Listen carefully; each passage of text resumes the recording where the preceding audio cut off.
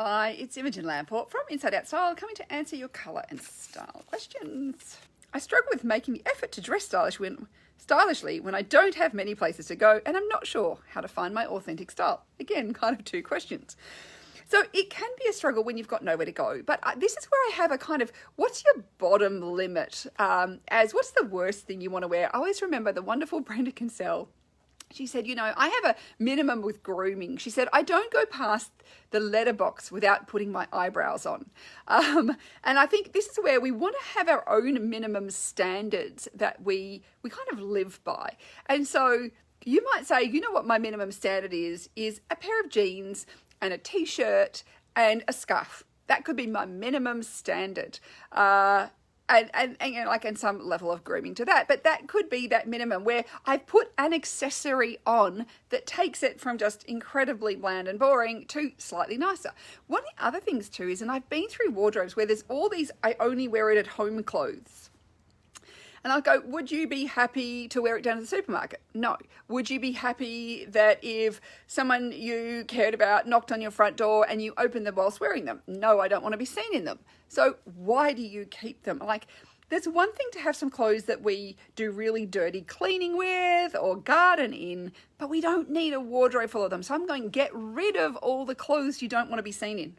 There's no point in keeping them. They're not making you happy. They're making you feel bad. They're making you feel depressed. Like, there's no point in keeping those clothes. Like, keep your one set for doing those dirty jobs, but everything else can go. Only wear it at home clothes should not be things that you don't want to be caught dead in.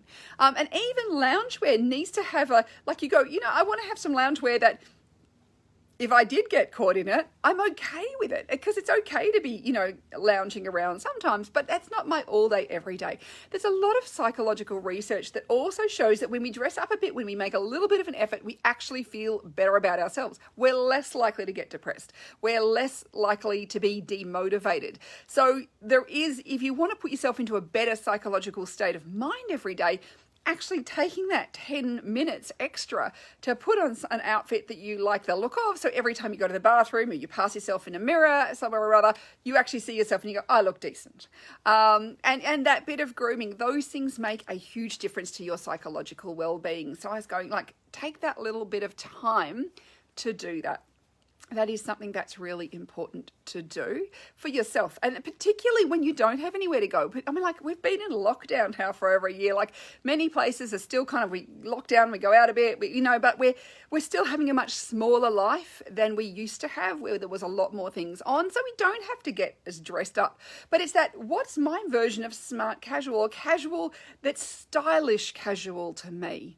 And so it's figuring out what that is, and that could be getting some inspiration, looking at what other people are wearing, you know, going online, looking at Pinterest, and just even putting the word smart casual into Pinterest.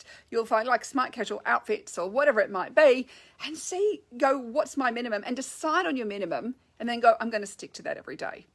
But it has to be authentic to you. And this is the other part of your question of, I don't know how to find my authentic style. So authentic is when we are expressing who we are on the inside, on the outside.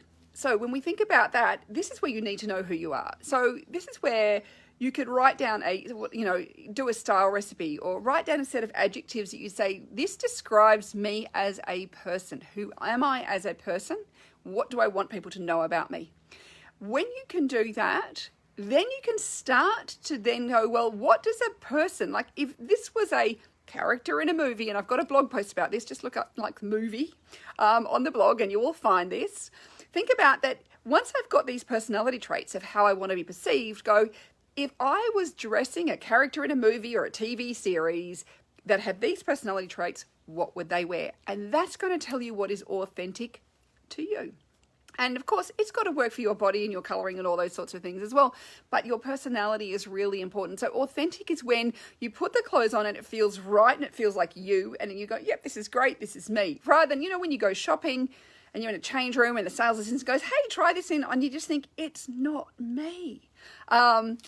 versus that is me and I love it. And what too many of us do, we get too stuck where we've narrowed down what is authentic to actually too small. When in fact we have, I call it your kind of style superhighway. We have 7 lanes. We can weave in and out of our lanes depending on our mood and where we're going and what we're doing.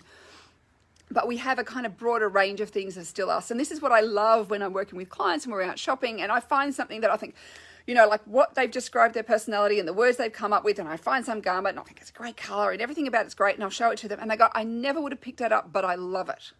And that is when, you know, that's like, it's authentic, but it's the best version of them. So you're, you know, thinking about style recipes and how you want to put yourself together. That is how you're going to find your authentic style. And it's trying different things. It's getting out of your comfort zone as well. Because part of getting out of your comfort zone is actually trying some things on and going, this is me or this is not me. But if you never try it, you're never going to know. You've actually got to wear it to know it, rather than just looking at it sometimes. So that is worthwhile thinking about. And this is also why I developed my Evolve Your Style program. Because what it is, it's just a little thing every day to get you out of your comfort zone and to start to figure out what is authentic to you. What is your style? Trying some little different things to see, you know, what actually works for you. And then you'll develop your own authentic style, and what feels true and right to you. But there's no right, there's no wrong, there's no one way to be stylish, there's no one set of rules. It's all about figuring out who are you and how do you want to be perceived, and therefore what are the clothes that actually say those things as well.